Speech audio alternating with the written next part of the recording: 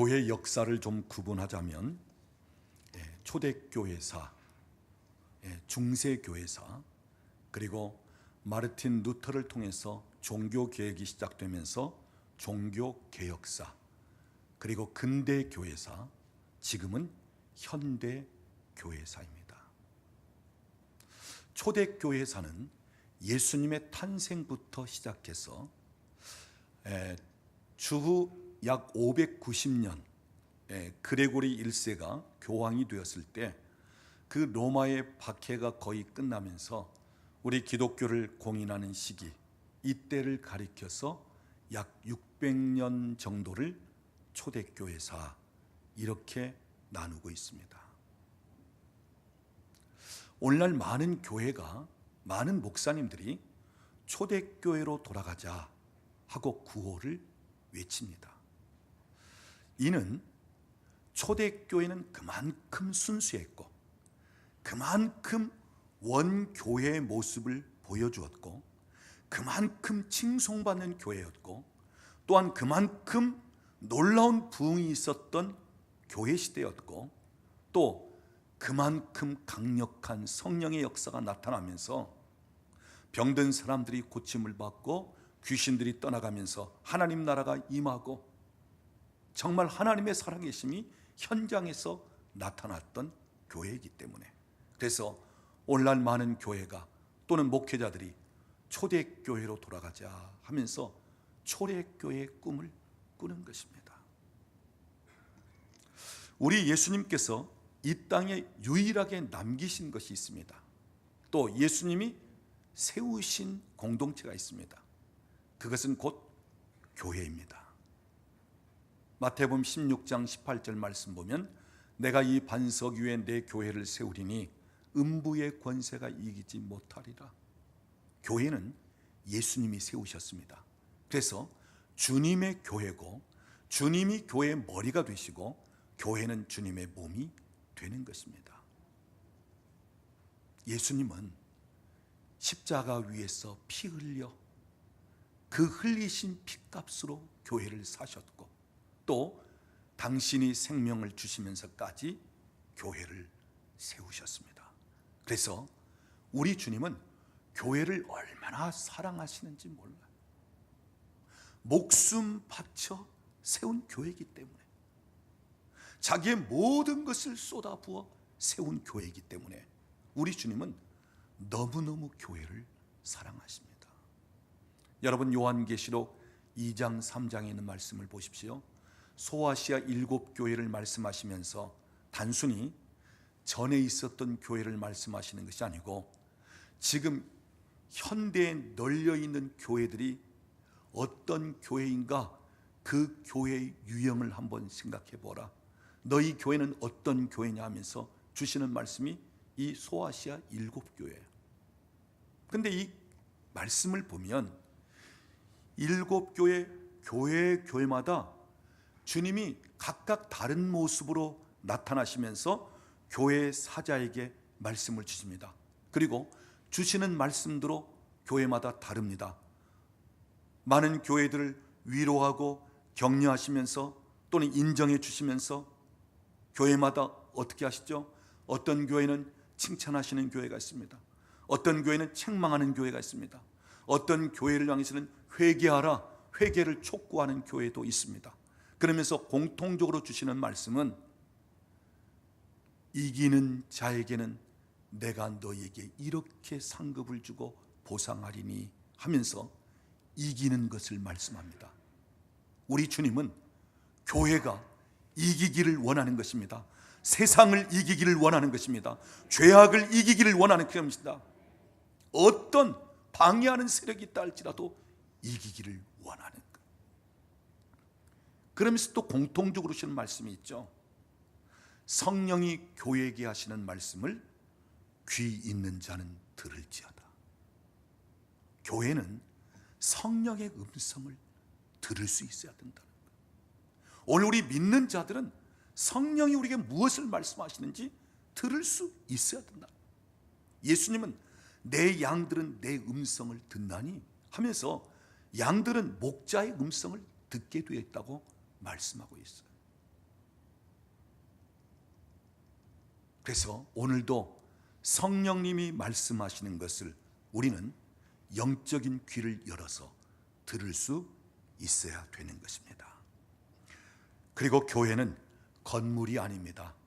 구원받은 성도들의 모임, 하나님의 백성들의 모임이 교회입니다.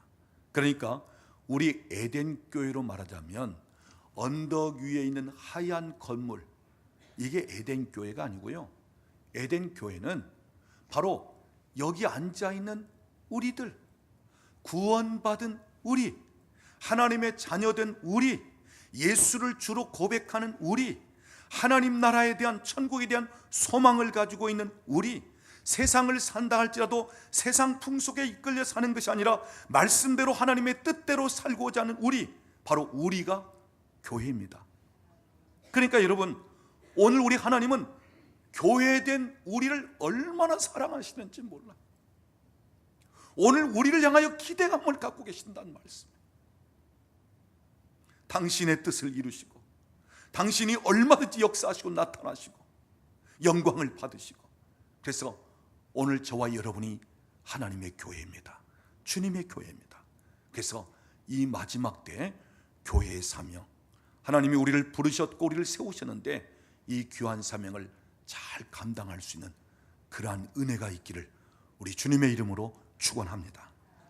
성경을 보면 초대교회 영적 리더들은 예수님의 제자들이었습니다. 다른 말로 바꾸자면 사도들이었습니다. 그래서 우리가 예수님의 제자들이 어떤 사역을 했는가, 사도들이 어떤 사역을 했는가, 예수님 제자 당시, 사도들 당시 어떤 일을 행했고 교회는 어떻게 되었는가, 이것이 바로 초대교회의 모습인데, 이 초대교회는 다른 말로 바꾸면 사도적인 교회라 이렇게 이야기할 수 있고, 또 사도들이 어떠한 일들을 행했는가 하는 기록이 되어 있기 때문에 사도행전 이렇게 이야기하고 있습니다. 우리가 이 제자들의 모습을 보면 사도행전 2장 성령을 체험하기 전과 성령 체험한 후의 모습은 완전히 달라집니다. 자, 오순절 성령 체험을 하기 전 제자들은 어떤 모습이었죠? 3년 6개월 동안 예수님을 따라다니면서 말씀을 들었고 사역하는 것을 보았고, 때로는 직접 마을에 들어가 전도하면서 주님이 주신 권세를 사용하면서 병든 자도 고치고 귀신도 내쫓고 이런 사역을 해왔으면서도 이 제자들의 마음속에는 우리가 주를 따르기 위해서 배도 버리고 그물도 버리고 또한 우리 아비집도 버리고 다 버리고 주님을 따라 나섰는데 우리에게 무엇을 보상하시렵니까? 이 보상받고자 하는 마음이 있었어요. 근데 특별히 어떤 보상이냐면, 그 당시 제자들은 예수님이 그만큼 능력도 행하시고 그만큼 주님이 위대하신 것을 보면서, 아, 이분이라면 로마의 식민지 하에 있는 우리나라를 회복시키고 우리를 그 가운데서 구원하여 내겠다, 이런 분이라면 능히 정치적인 지도자가 되겠다. 그래서 예수님이 정치적 왕이 될 줄로 생각을 했습니다. 그러면서 예수님을 따르는 그들은 나중에 어떤 면이 될 줄로요?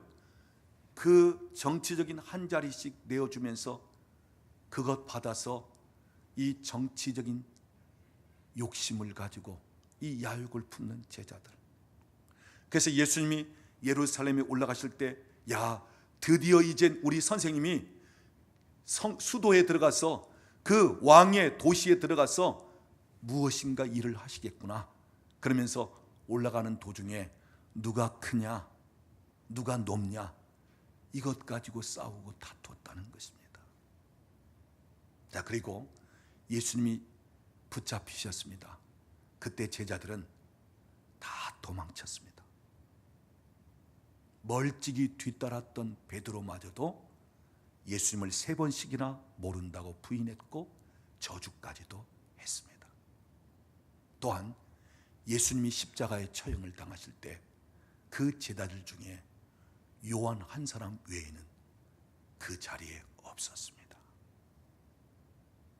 또한 예수님의 장례를 치를 때 그때 장례위원장은 니고데모가 맡았고 아리마대 사람 요셉의 무덤에 예수님을 장사 지내는데 제자들 중에는 한 사람도 거기에 없었습니다. 자, 예수님이 부활하셨다는 것을 이제 실제적으로 경험하면서 증거하는 사람들이 있었죠. 여인들이 무덤에 갔다가 또 엠마오로 내려가던 두 제자가 부활하신 예수님을 만나면서 다시 예루살렘에 와서 예수님은 부활하셨다. 내가 직접 부활하신 예수님을 봤다. 예수님 누우셨던 그 무덤은 빈 무덤이다. 예수님 부활하셨다. 막달라 마리아 같은 경우는 그 예수님을 동산지기인 줄로 알다가 그 예수님을 만나면서 그 주님 생생하게 부활하신 예수님을 만나고 제자들에게 와서 예수님 부활하셨다. 예수님 살아나셨다. 그런데 이 제자들은 믿지를 않았습니다. 나중에 부활하신 예수님이 모인 가운데 오셔서 내 손을 만져봐라, 이 못자국. 내 옆구리에 손을 넣어봐라, 참자국. 그러면서 실제적으로 예수님의 그 못자국을 보여주신 후에야 예수님의 부활을 믿었습니다. 자, 예수님이 부활하셨음에도 불구하고 제자들은 유대인들을 두려워하여 그 집 밖에 나가지도 못하고 집에 숨은 듯이 지내는데 어떻게 해요? 그 집 문고리를 걸어 잠궈 놓고 그 정도로 두려워하면서 살았습니다. 그런데 성령 체험을 한 제자들은 완전히 달라집니다. 담대해졌습니다. 거리로 나갑니다. 그리고 예수의 죽으심과 부활을 전합니다. 미문에 앉아있던 안진뱅이를 예수의 이름으로 일으켜 세웁니다. 그리고 오늘 본문 말씀, 오늘 본문 12절 말씀 보십시오. 사도들의 손을 통하여 민간의 표적과 기사가 많이 일어나며, 사도들의 손을 통해서 기사와 표적들이 많이 나타났다. 그 다음 15절 말씀 보면 심지어 병든 사람을 메고 거리에 나가 침대와 요위에 누워놓고 베드로의 그림자가 혹시나 덮이지 않을까, 베드로의 그림자만이라도 덮이기를 원했다는 거예요. 왜요? 베드로의 그림자만 덮일지라도 병든 자가 고침을 받고 베드로의 그림자가 스칠 때 그 귀신이 떠나가는 역사들이 있었기 때문에, 그러니까 베드로의 그림자만이라도 그 누워있는 병자에게 덮이기를 원했다는 것입니다.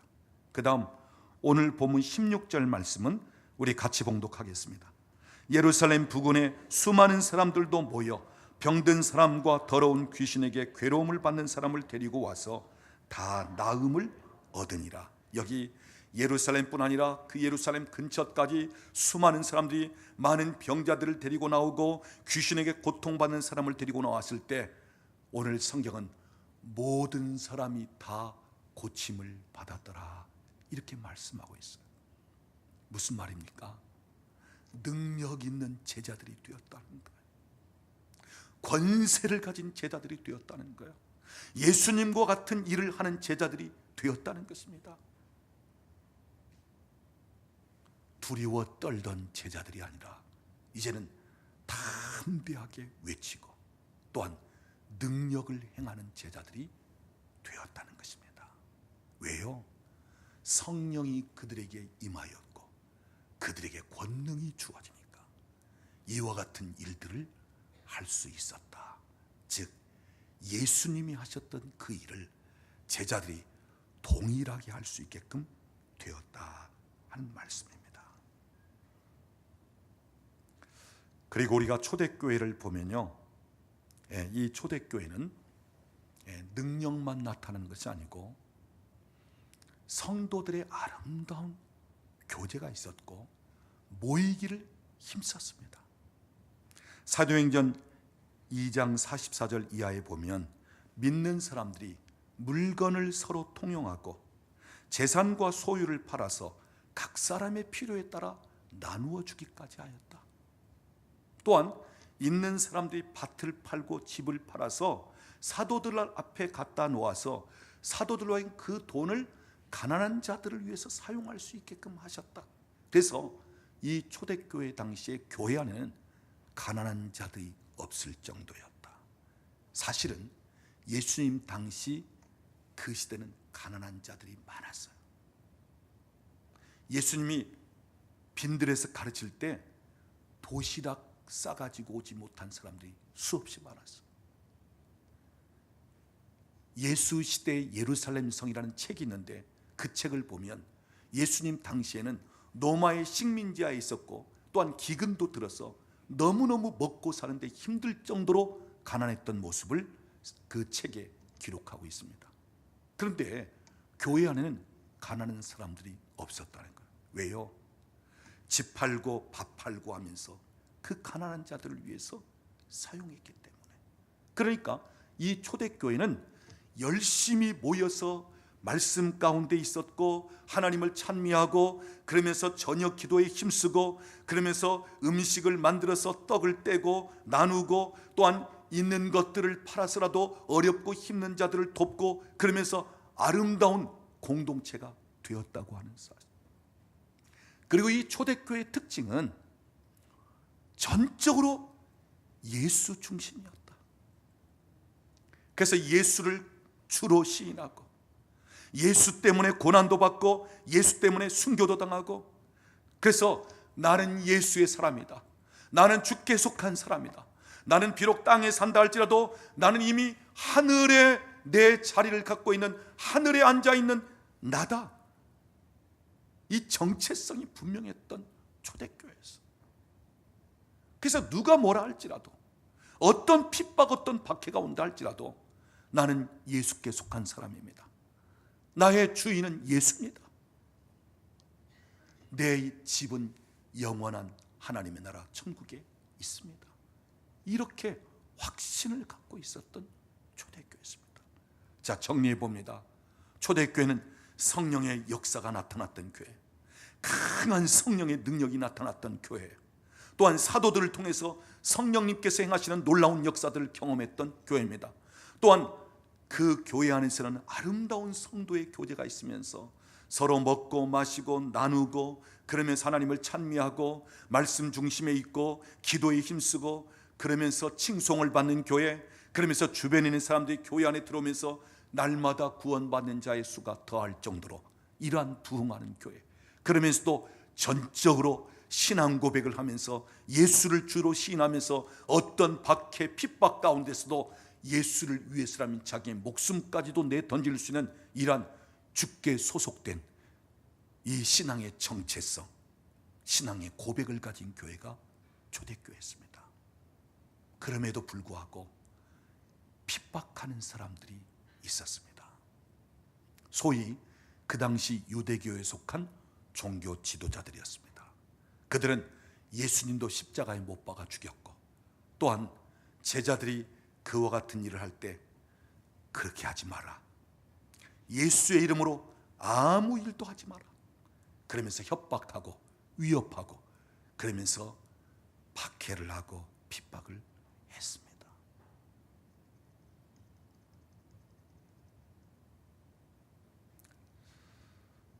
우리가 초대교회를 보면 정말 성령의 놀라운 역사와 나타나심이에요.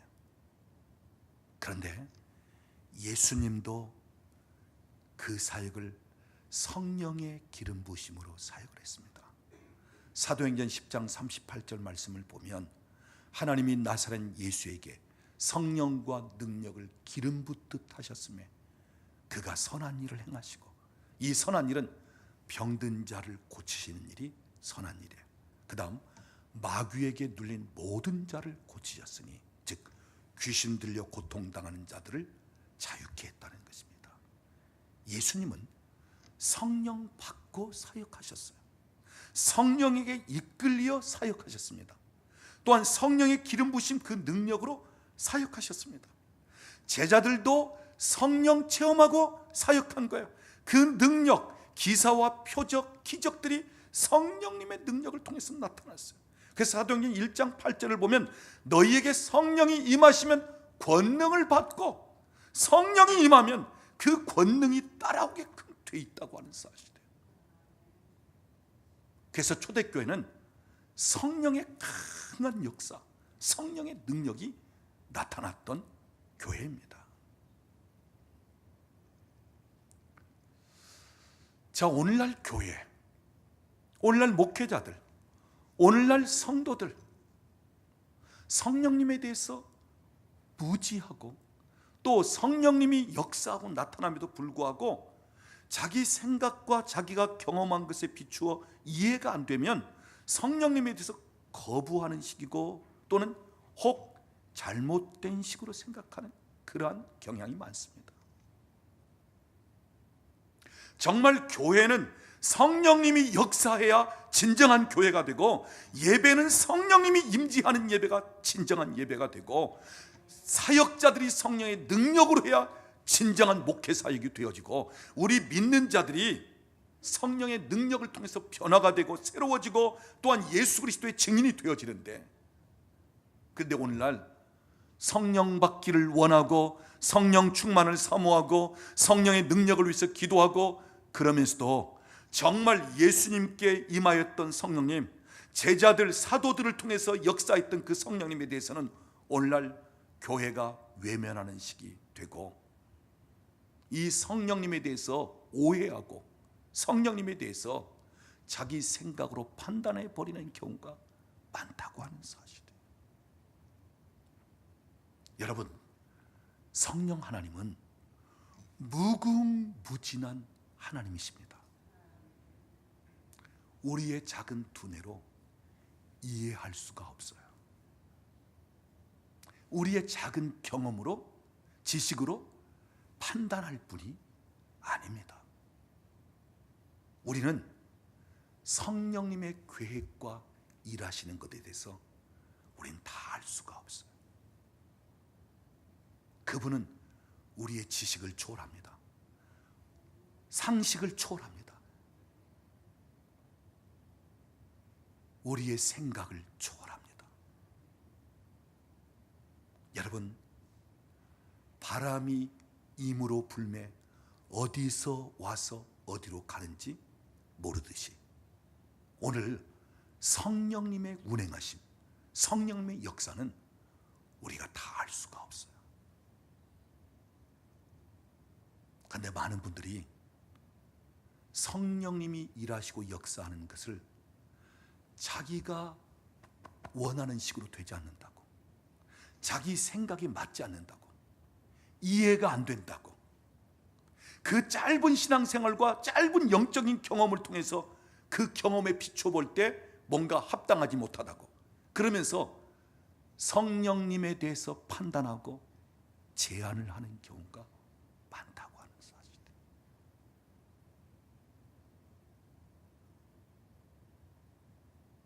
여러분, 오늘도 성령님은 성령님이 일하실 수 있도록 완전히 오픈해 놓고 성령님이 마음껏 일하실 수 있는 기회를 드리는 사람에게는 오늘 성령님은 참 놀랍게 일하십니다.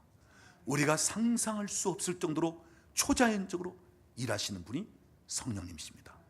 그런데 성령님에 대해서 판단하고 제한한다면 그만큼 밖에는 성령님이 일하시지 않아요. 그분이 능력이 없어서가 아니라 성령님은 인격적인 분이시기 때문에 그 사람이 받아들인 만큼 그냥 일하시는 거예요.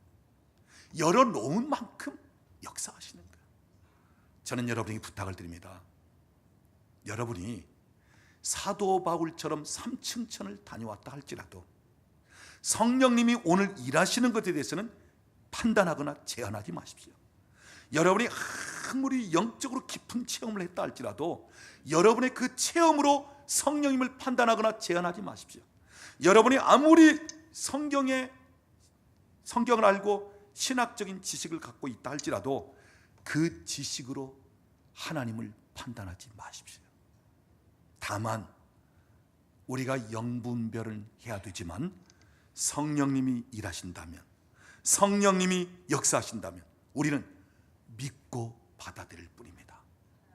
그 음성에 순종할 뿐입니다. 성령께 이끌림을 받는 것입니다. 성령님이 마음껏 일하실 수 있도록 열어드리는 것입니다. 그래서 오늘 우리 교회가 우리 믿는 자들이 성령님이 일하시고 역사하시는 가운데 초대교회의 놀라운 부흥과 이 초대교회를 통해서 성령님이 역사하실 때 뭇백성들이 칭송을 하게 되고, 그리고 많은 사람들을 일으키고 세우고 살리고 그러면서 소망을 주었듯이 오늘 우리 교회가, 오늘 우리 믿는 자들이 이와 같이 쓰임 받기를 우리 주님의 이름으로 축원합니다.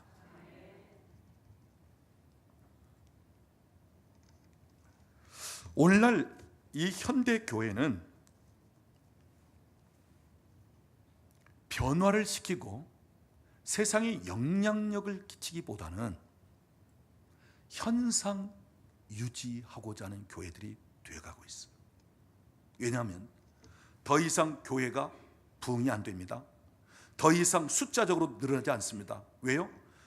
자꾸 우리 아이들의 숫자가 줄어들고 인구수가 줄어듭니다.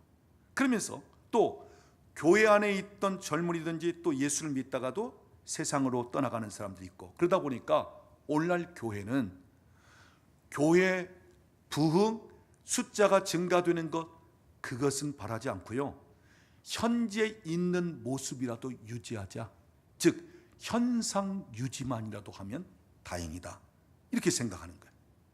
그리고 오늘날 교회는 엄청 이기적인 모습을 띠게 되어 있어요. 개인주의가 발달되어 있어요. 교회 안에서까지. 그러니까 나만 축복받고 나만 기도 응답받고 나만 삶이 풀어지고 그리고 나만 잘되고 이런 식으로, 그래서 내가 나만 이런 식이 되면서 교회 안에서조차도 소외를 당하고 교회 안에서조차도 함께 어울리지 못하는 식이 되어버리는 모습이 되어버렸어요.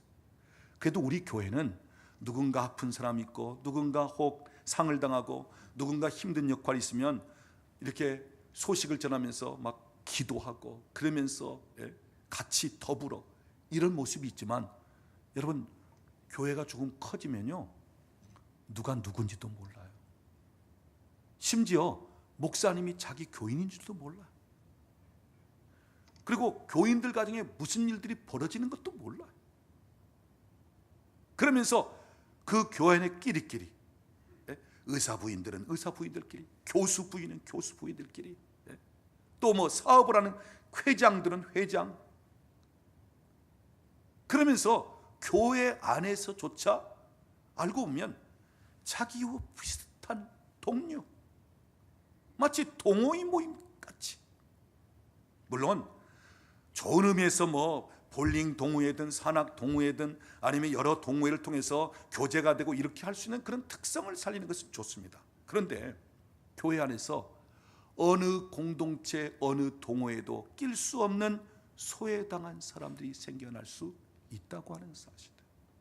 그래서 교회 안에서도 고독, 교회 안에서도 소외, 누군가 함께 어울리지 못하고 이런 식이 되어진다고 하는 사실이에요. 초대교회는 자기 집 재산을 팔아서 어려운 자가 있다면, 가난한 자가 있다면 도와줄 정도로, 서로 함께 나누고 공유할 정도로 이런 교회였는데, 오늘날의 교회는 그런 모습이 아니란 말이에요.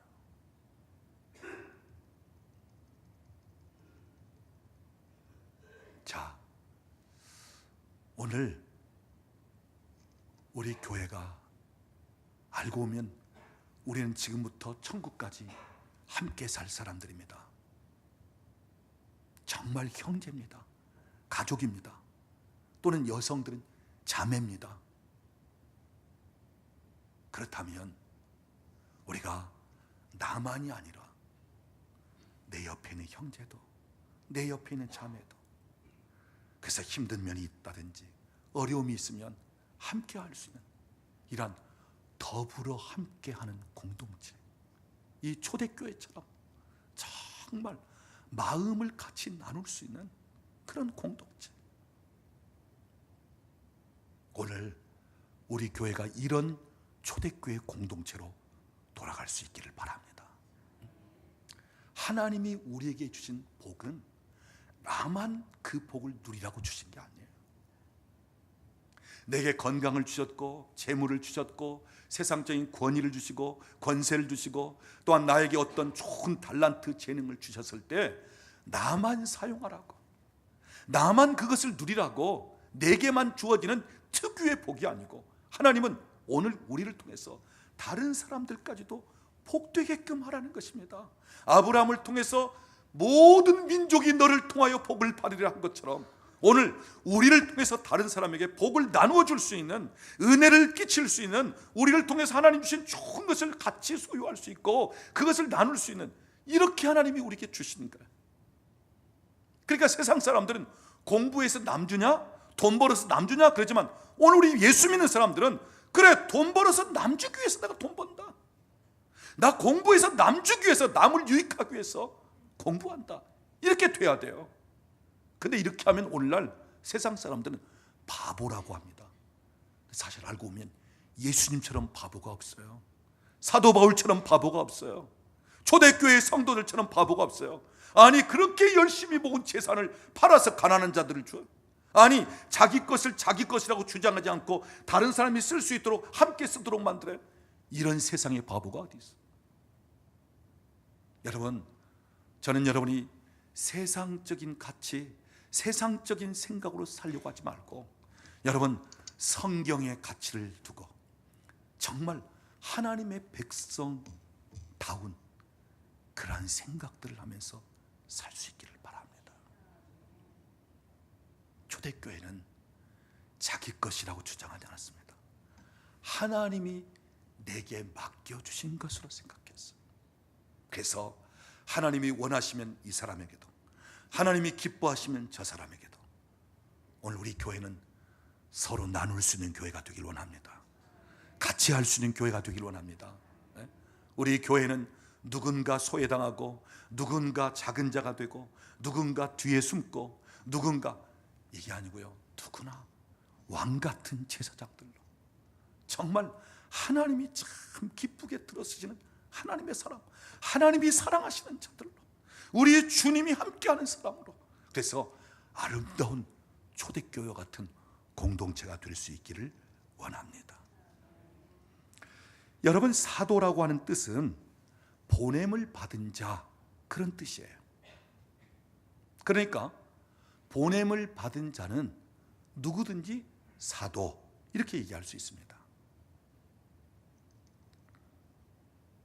이 사도에 관해서 요즘 우리 교계에서는 여러 가지 논쟁이 됩니다. 그래서 이 사도라고 하는 그 직분을 사용하고, 또는 누구 사도입니다 할 때는, 아니 무슨 사도야? 예수님 살아계실 때 직접 부름을 받은 사람들, 그들 외에는 사도가 아닌데, 그러면서 여기에 대해서 저항을 합니다. 예, 그렇습니다. 저도 개인적으로는 그렇게 따르고 그렇게 생각을 합니다. 예수님께서 살아계실 때 직접 부르신 제자들, 그들이 사도행전에 보면 사도들로서 사역을 합니다. 그런데 바울 사도 같은 경우는 예수님 살아계실 때 부름을 받은 자가 아니에요. 나중에 부활하신 예수님을 만난 사람이 바울 사도예요. 그러니까 그 당시 사도들의 입장에서는 당신은 사도라고 칭할 수가 없습니다. 그런데 바울 사도는 나도 사도입니다, 그러면서 사도성에 관해서 이야기를 해요. 나는 당신처럼 예수님이 직접 이 땅에 계실 때 부름을 받지 않았지만, 나는 다메섹으로 가는 그 도상에서 부활하신 예수님을 생생하게 만나면서 주님은 나를 부르셨고 주님은 나를 이방인들을 향해서 보내신 사람입니다. 그래서 나도 사도입니다, 이렇게 얘기를 합니다. 자, 오늘날 우리 교계 안에 신사도 운동에 대해서 이러니 저러니, 이 신사도 운동에 관해서 저항하는 사람들은 오늘날 사도라고 할 수 없다는 거예요. 그런데 일부 단체에서는 사도로 임명하고 사도라고 부르고, 이것 때문에 그들이 복음 안에 있고, 그들이 예수를 사랑하고, 그들이 영혼을 사랑하고, 그들을 통해서 성령님이 역사하시고, 이런 것은 그냥 놔두고 그것 때문에 잘못되었다, 그래서 신사도 운동하고 그냥 다 몰아붙여 버립니다. 근데 여러분, 사실은 이 성경 입장에서 보면 사도라고 하는 직분을 사용할 수 있어요, 지금도. 왜냐? 에베소서 4장 11절 말씀 보세요.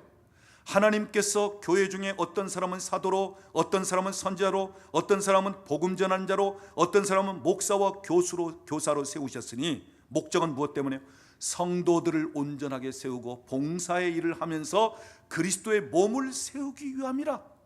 그러니까 오늘도 교회를 세우기 위해서, 오늘도 봉사하고 성도들을 온전케 훈련시키고 그들이 영적으로 성장할 수 있도록 얼마든지 사도, 선지자, 복음 전하는 자, 목사, 교사 세웠단 말이에요. 이건 여러분 옛날에 그때만을 얘기하는 것이 아니고 지금 이 에베소서를 이야기할 때는 예수님 이미 승천하신 이후에 이야기하고 있는 성경 말씀이에요. 그러니까 사실 사도라고 하는 직분을 얘기할 때 성경을 벗어난 것이 아닙니다. 그러나 저는 이런 여러 가지 논쟁들이 있고 그렇기 때문에 꼭 사도라고 뭐 불러야 되느냐? 영적 지도자면 목사하면 됐지. 저는 목사님들 박사라고 하는 거 엄청 싫어하는 사람. 내가 박사 되고 나서 그래야 되는데 저는 아직 박사학위는 없는데, 그런데 아니 목사님이면 됐지 무슨 박사예요. 명함까지 암흑의 박사, 교회 주보의 박사. 여러분, 박사보다 더 영광스러운 직분이 목사입니다. 그러니까 성경에는 말하고 있어도 고린도전서 12장 28절 이후에도 보면 교회에 몇을 세우셨으니 첫째는 사도요, 둘째는 선지자요, 셋째는 능력 행하는 자요 하면서 이렇게 쭉 얘기가 나와요. 그러니까 얼마든지 사도라고 하는 직분도 사실 성경적이에요. 그런데 많은 오해를 받을 수 있고 또 여러 가지 문제가 있기 때문에 저희 교회는 사도, 선지자 이렇게 말하지 않습니다. 다만 사도적인 기능을 갖게끔 하시면서 하나님이 일하신다, 선지자적인 기능을 주시면서 일한다, 이렇게는 표현을 합니다. 자, 어찌됐든 사도라고 하는 뜻은 보냄을 받았다, 그런 뜻이에요. 자, 이런 면에서 보면 모세가 사도입니다. 출애굽기 3장 10절을 보면 하나님께서 모세로 하여금 내가 너를 애굽 왕 바로에게 보낸다, 보냈다는 거예요. 그러니까 사도입니다. 너를 보낸 자가 누구냐 하고 묻거들랑 스스로 계시는 분 여호와 하나님이라 이렇게 대답하라는 거예요. 자, 하나님께서 보내실 때는 반드시 목적이 있습니다. 목적이 있기 때문에 보내는 거예요. 그러면 모세는 하나님께서 무엇 때문에 보내셨죠? 애굽에서 종살이하고 있는 이스라엘 백성들을 해방시키기 위해서, 그 애굽 왕 바로의 손아귀에서 벗어나게끔 하려고 모세를 보내시는 거예요. 자, 예수님도 하나님께로부터, 아버지께로부터 보내심을 받은 사도입니다. 우리가 성경을 보면 아버지께서 나를 보내심에, 아버지께서 나를 보내매, 이 말씀이 20번 이상이나 성경에 기록되어 있어요. 그러니까 예수님은 아버지께로부터 보냄을 받은 자, 즉 사도라는 것입니다. 그리고 히브리서 3장 1절을 보면 사도이시며 대제사장이신 예수, 이렇게 되어 있어요. 그러니까 예수님은 사도예요. 대제사장이에요. 왜요? 보냄을 받은 분이시기 때문에. 그러면 예수님은 무엇 때문에 아버지께서 이 땅에 보내셨죠? 요한 1서 4장 14절을 보면 아들을 보내어 세상의 구주가 되게 하려 하십니다. 세상 사람을 구원하시기 위해서, 죄 가운데 있는 자들을 구원하기 위해서, 오늘 우리를 구원하시기 위해서 예수님이 이 땅에 보내셨다는 것입니다. 그 다음 예수님의 제자들, 사도들입니다. 우리가 성경을 보면 요한복음 20장 21절에 아버지께서 나를 보내신 것 같이 나도 너희를 보내노라 하면서 숨을 내쉬면서 성령을 받으라 그랬어요. 그러니까 예수님이 제자들을 보내실 때 그냥 보내신 것이 아니라 성령 받게 하면서 보냈어요. 그래서 사도들입니다. 그러면 이 사도들이 무엇 때문에 이 땅에 보냄을 받았죠? 주님이 무엇 때문에 그들을 보내셨죠? 너희는 가서 모든 족속으로 제자를 삼으라. 너희는 가서 온 천하 만민에게 복음을 전하라. 너희는 가서 내가 한 일을 계속해서 하라. 너희는 가서 하나님 나라를 확장시키라. 사도들을 보낸 목적이 거기에 있었습니다. 자, 중요한 사실은 오늘 우리도 엄밀하게 말하면 사도와 같은 사람들이에요. 왜냐? 보내심을 받은 사람들이기 때문에. 그러나 여러분을 사도로 임명하지는 않습니다. 그런데 엄밀하게 말하자면 사도와 같은 사람들이에요. 왜요? 성경이 말씀하고 있기 때문에. 요한복음 17장 18절 보면 아버지께서 나를 보내신 것 같이 나도 그들을 세상에 보내노라. 이건 제자들을 얘기하는 게 아니에요.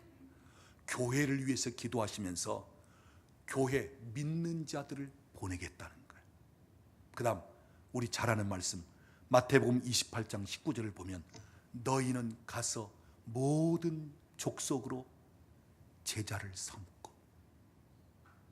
가서 하는 말은 뭐예요? 보낸다는 거예요. 그 다음 사도행전 1장 8절 말씀 성령이 너희에게 임하시면 권능을 받고 예루살렘과 온 유대와 사마리아와 땅끝까지 이르러 내 증인이 되리라. 땅끝까지 이르라는 말은 무슨 말이에요? 내가 너희를 땅끝까지 보내노니 땅끝까지 가라. 그래서 내 증인 되라. 여러분, 예수님의 제자들만 보내신 것이 아니라 오늘 우리 믿는 자들을 주님은 계속해서 보내시겠다는 거예요. 파송하시겠다는 거예요. 다시 말하면 사도와 같이 들어 쓰시겠다는 거예요. 무엇 하시려고요? 복음 전하라고, 죽어가는 영혼들 구원하라고. 예수님 가신 그 일을 할 뿐 아니라 요한복음 14장 12절을 보면 나보다 더 큰 일도 행하리니 주님이 하셨던 그 일 하라고. 세상을 변화시키라고. 하나님 나라를 이 땅에 확장시키라고 우리를 보내신다는 것입니다. 사랑하는 여러분, 기억하십시오. 초대교회는 성령님의 역사 없이는 초대교회가 될 수 없어요. 성령의 나타나심이 없이는 초대교회가 될 수 없어요. 초대교회 예배는 성령님의 임재 없이는 예배가 되지 않았어요. 초대교회 사도들은 성령의 능력이 없이는 사도로서 활동할 수가 없었어요. 여러분, 오늘날은요 예배 시간 딱 1시간이면 끝나야 되는 줄로 생각하고 있어요. 그래서 예배 시간 1시간 되면 벌써 어떤 교회에서는 막 알람 신호를 보내면서 끝났다고, 이제 그만하라고 하는 분위기도 되어 있어요. 그리고 목사님들 보면 예배 1시간 넘으면 부흥 안 됩니다 이렇게 얘기하는 분들도 있어요. 근데 여러분, 초대교회를 보면 언제 1시간 예배를 드렸다고 기록되어 있어요. 아니, 성경 어느 한 곳에 1시간만 예배 드려야 된다 이렇게 되어 있는 성경 구절이 어디가 있어요? 여러분, 초대교회는 죄송하지만 모이면 언제 끝날 줄 몰랐어요. 어느 때는 밥을 먹고 계속 이어갔어요. 여러분, 우리가 고린도 전서를 보면 성령의 역사하심과 나타남이 예배 중에 있었는데 어느 때는 예언의 영이 임하는 거예요. 그러면 누군가 막 예언을 합니다. 그러면 순서를 따라 예언하겠고 다음 또 누군가 예언을 하고 그 다음 어느 때는 또 방언을 하는 사람이 있어요. 그러면 그 방언하는 사람에 대해서 다 알아들을 수 있도록 통역하는 자가 나서서 통역을 했고, 그러니 이 예배 시간이 그냥 하루 종일 갈 수도 있었어요. 이게 예배였어요. 근데 오늘날은 너무 바쁘고 분주하다 보니까 1시간만 해야 된다. 1시간만 해야 된다.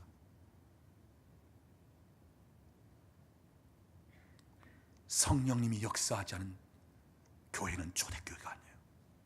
성령의 나타남이 없는 교회는 초대교회가 될 수 없어요. 성령님이 마음에 감동을 주시면서 내 것을 내어놓고 내 것을 포기하고 희생하고 그러면서 다른 사람을 이끌고 세우고, 이런 성령님의 감동이 없이는 초대교회가 될 수 없어요. 예수를 주라고 시인하는 것 성령님 아니면 안 되고요. 너 예수께 속하지 아니면 살지만 너 예수 주라고 하면 죽이겠다 그럴 때 성령님이 역사하지 않고는 그 핍박, 그 순교 현장에서 나의 주는 예수입니다, 나의 주인은 그리스도이십니다, 이렇게 하면서 죽어갈 수가 없었다고 하는 사실이에요. 강권적인 성령님의 역사하심 가운데 초대교회가 되었습니다. 그러면서 또 칭송받는 교회, 그러면서 또 부흥이 일어나는 교회, 그러면서 세상을 변화시키는 교회, 세상에 대해서 로마 정부에서 강타할 정도 영향력을 미쳤던 교회가 초대교회였습니다. 여러분, 오늘 우리 교회가 어찌 보면 세상 문화에 굴복하듯 하고 세상 눈치 보고 세상 흐름에 교회가 동조하고 세속화되고 인본주의가 되고, 그러면서 교회의 순수성을 잃어버리고, 그러면서 복음의 순수성, 오늘 우리는 회복해야 됩니다. 교회가 회복돼야 됩니다. 초대교회로 회복이 돼야 돼요.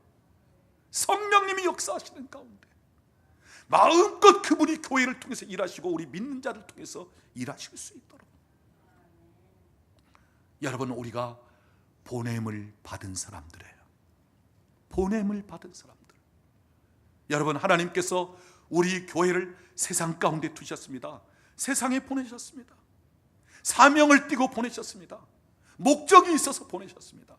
여러분, 우리 믿는 성도들 한 사람 한 사람 이 땅에 하나님께서 보내셨어요. 이 땅에 출생하면서 보내셨어요. 여러분 직장에 보냈고 사업장에 보냈고 여러분이 속해 있는 공동체에 보냈어요. 여러분, 사도적인 사명을 띠고 보내셨어요. 우리 교회가 초대교회처럼 영향력을 미칠 수 있는 그런 교회가 되어야 합니다.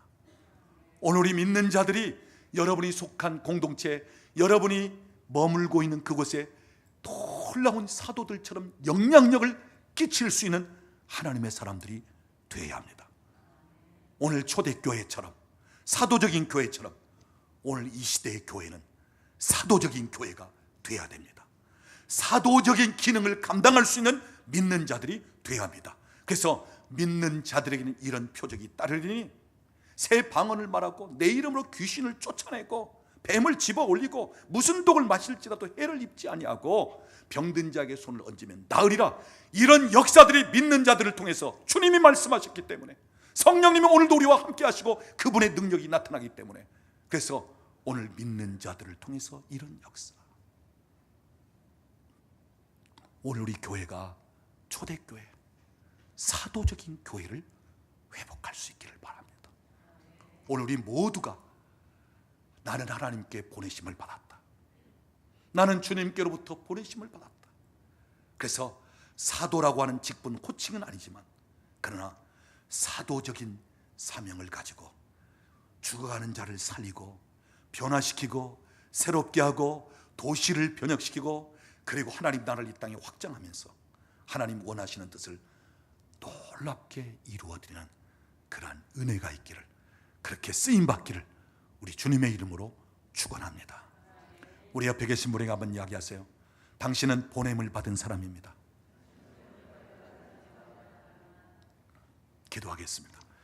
지금은 우리의 주가 되시는 우리 주 예수 그리스도의 은혜와 우리 아버지 되시는 하나님 아버지의 극진하신 사랑하심과 성령님의 교통하시며 충만케 하시는 역사가 오늘 우리 교회가 세상의 눈치를 보고 세상의 지배를 당하고 세상 흐름 가운데 나아가는, 세상 문화에 굴복하는 그런 식의 교회가 아니라 세상을 변화시킬 수 있는 교회, 그래서 병든 자를 고치고 귀신을 내쫓고 그리고 죽은 자들을 살리고 소망이 없는 자들에게 소망을 주면서 가난한 자들을 일으켜 세우고, 그래서 하나님이 연약하고 힘들어하는 자들까지 다 이렇게 세우면서 함께 더불어 하나님의 백성 되기를 원하고 이 귀한 일에 쓰임받고 그래서 사도적인 사명을 감당하고자 하는 보내심을 받은 자들로 살아가기를 원하는 우리 사랑하는 식구들 머리머리 위에, 가정과 직장과 사업장에 사랑하는 자녀들 위에, 국내에 흩어져 있는 우리 권속들 위에, 우리나라와 민족 위에 이제로부터 영원토록 함께 계실지어다. 아멘.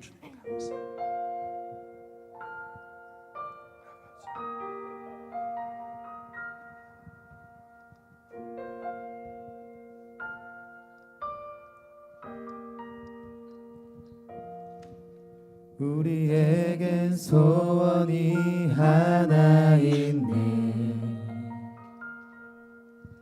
주님 다시 오실 그날까지 우리 가슴에 새긴 주의 십자가 사랑, 나의 교회를 사랑케 하네. 주의 교회를 향한 우리 마음, 희생과 포기와 가난과 고난, 하물며 주는조차 우리 막을 수 없네. 우리 교회는 이 땅에 우리에게 소원이 하나 있네. 주님 다시 오실 그날까지 우리 가슴에 새긴 주의 십자가 사랑, 나의 교회를 사랑케 하네. 주의 교회를 향한 우리 마음, 희생과 포기와 가난과 고난, 하물며 주는조차 우릴 막을 수 없네. 우리 교회는 이 땅에 교회되게 예배되게 우리 사용하소서. 진정한 부흥의 날 오늘 임하도록 우리 사용하소서.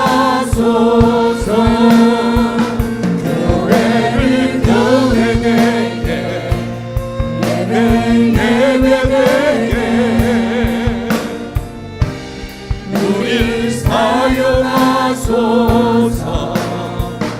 진정한 부흥의 날 오늘 임하도록 우릴 사용하소서.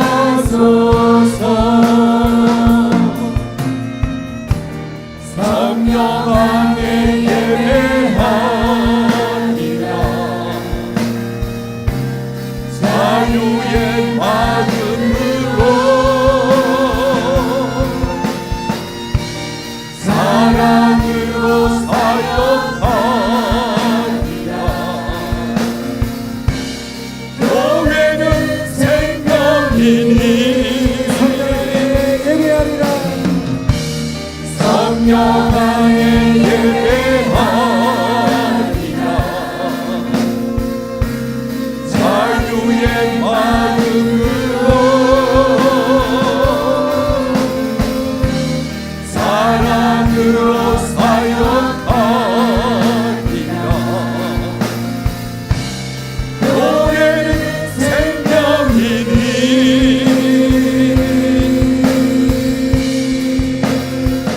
교회를 교회되게 예배되게 우릴 사용하소서. 진정한 부흥의 날 오늘 임하도록 우릴 사용하소서. 예배를 예배되게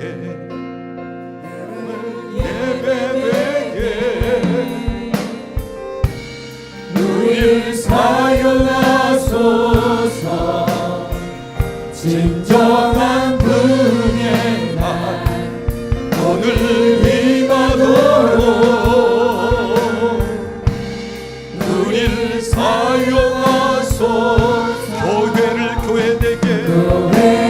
교회 되게 예배 되게 우리를 사용하소서. 진정한 은혜가 오늘 임하도록 우리를 사용하소서.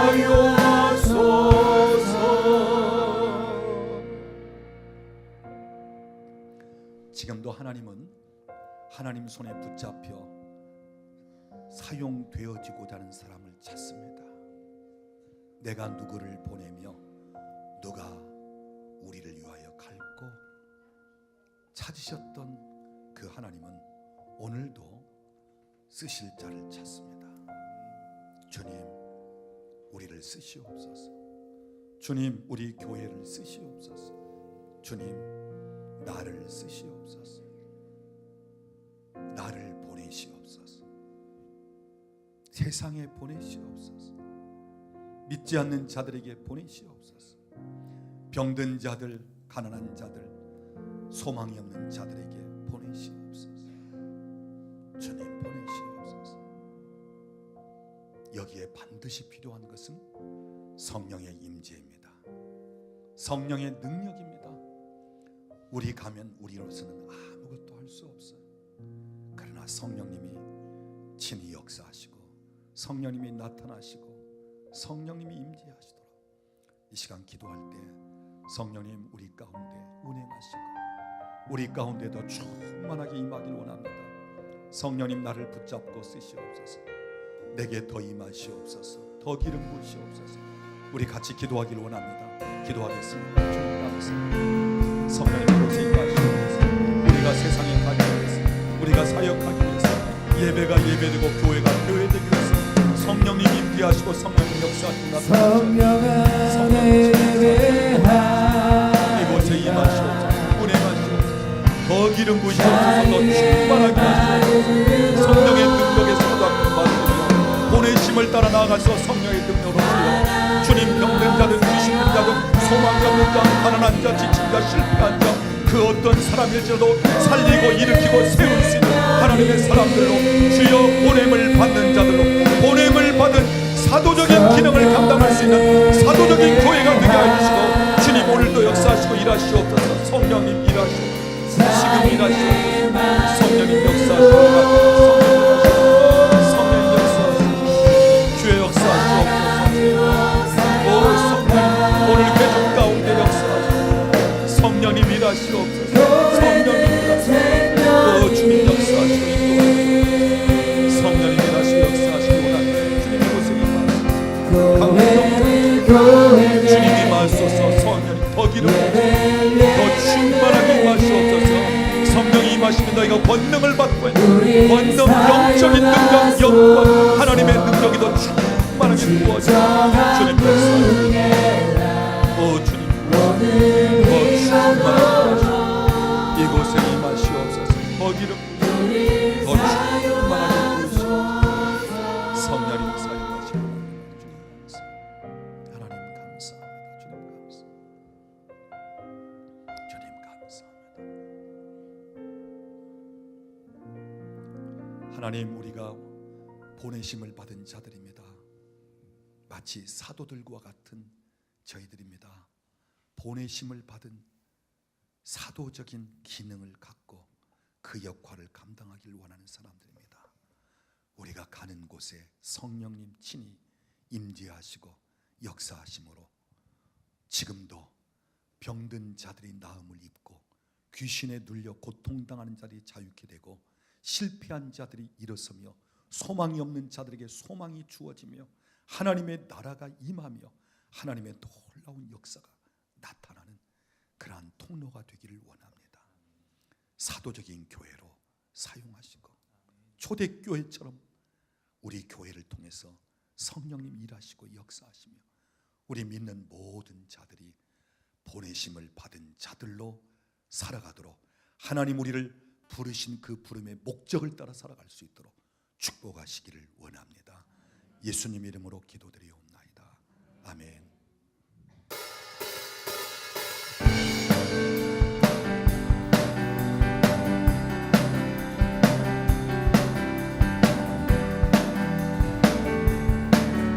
찬양하며 나아갑니다. 주신 실하심 주신 실하심 놀라워 죄인의 마음 흔드네 자비의 물가로 인도하시니 그 무엇도 끊지 못해 주여 기억하소서 주 백성 자녀는 진실한 주님의 약속 주님의 은혜 내게 넘치네 나를 향한 주 은혜 공의와 사랑 공의와 사랑 놀라워 약한 자들 얻으시네 구원